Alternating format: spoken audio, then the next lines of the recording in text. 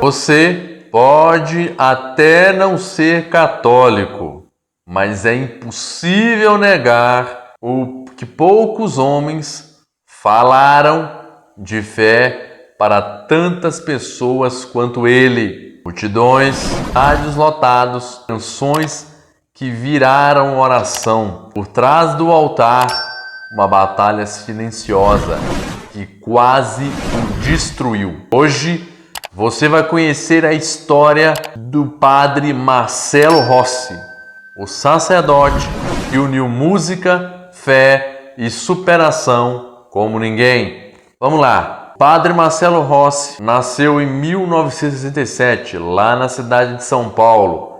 Antes do sacerdócio, ele levava uma vida comum. Estudou, trabalhou e se formou em educação física. Mas havia um chamado mais forte, um chamado que o levaria ao sacerdócio e mais tarde ao coração de milhões de brasileiros. Ordenado padre em 1994, ele não imaginava que sua missão ultrapassaria os limites da igreja. Como fenômeno da fé e da música, isso iniciou-se lá nos anos 90, com algo inesperado. Afinal, quando o padre Marcelo começou a cantar, não era apenas música, era uma oração em forma de melodia. Canções como Erguei as Mãos e Anjos de Deus ecoaram em rádios, igrejas e lares por todo o Brasil. Os seus álbuns venderam milhões de cópias. Missas paravam de ficar vazias e lotavam. Inclusive, muitas dessas missas eram feitas em estádios. Afinal, a sua popularidade era ainda muito maior do que a própria mídia poderia mostrar. A televisão levou sua mensagem para quem jamais pisaria em uma igreja. Ele se tornou um dos maiores nomes da fé cristã no país. E aí, seus programas de rádio, por exemplo, suas missas no dia de domingo, tudo isso ficou tão forte, tão marcante, que ele até em programas de TV ele aparecia.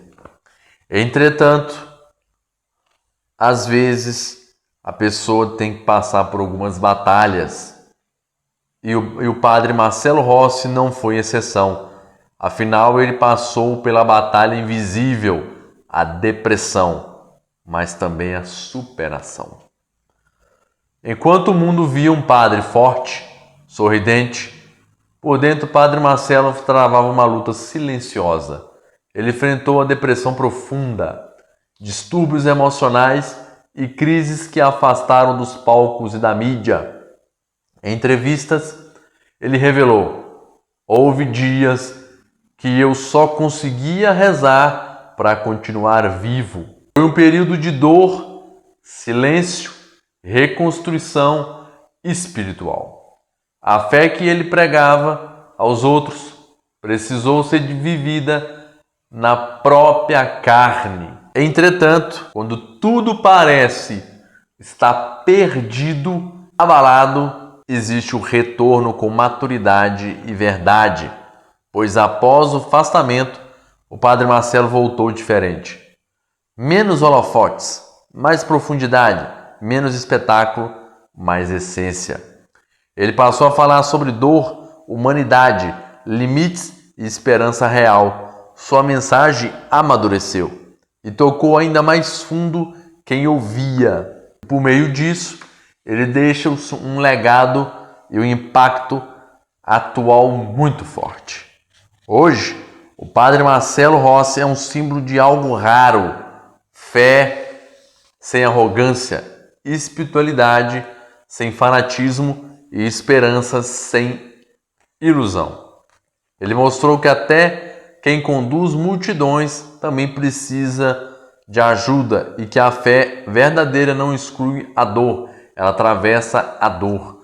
Tanto que um dos episódios mais marcantes do padre Marcelo Rossi, dos momentos mais duros e cruéis dele, foi quando muitas pessoas se assustaram com a sua aparência muito magra, quase esquelética, por assim dizer, e se espantaram com aquilo. Ele mesmo, que já foi até derrubado certa vez do palco por uma mulher desconhecida, só que hoje ele tem uma aparência muito diferente. É comum muitos até se assustarem que hoje o padre Marcelo Rossi está forte, saudável, praticando musculação.